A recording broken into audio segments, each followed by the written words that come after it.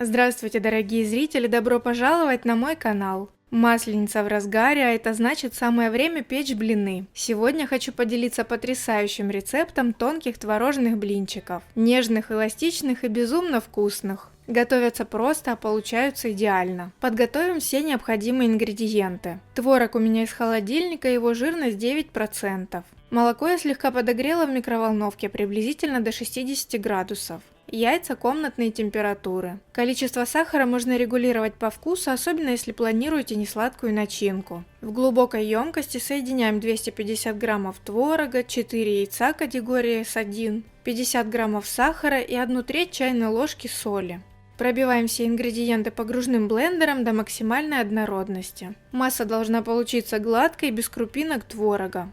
Отдельно соединяем 180 граммов пшеничной муки и 1/3 чайной ложки соды. Тщательно перемешиваем, чтобы сода равномерно распределилась в муке. Всыпаем сухие ингредиенты в жидкие. Перемешиваем до полуготовности и начинаем небольшими порциями вливать теплое молоко, каждый раз перемешивая до однородности. По консистенции блинное тесто должно напоминать негустые сливки. Если тесто кажется слишком густым, можно добавить немного горячего молока и довести до нужной консистенции.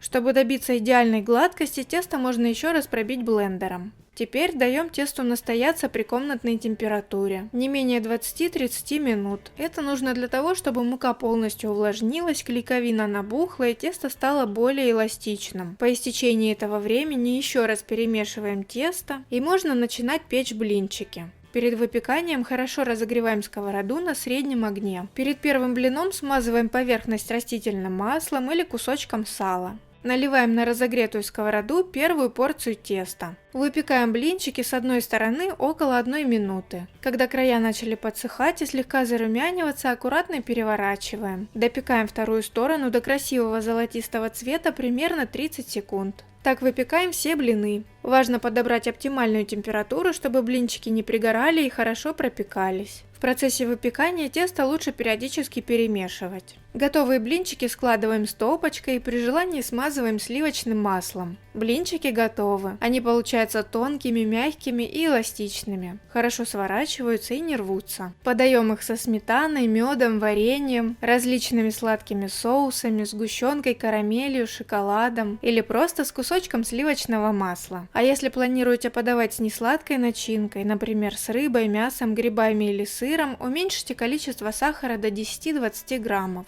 Или уберите его совсем. С масленицей вас, пусть она будет теплой, душевной и вкусной. По ссылке в описании я собрала для вас лучшие рецепты румяных угощений для масленицы. Подписывайтесь на мой канал, впереди еще много вкусных рецептов.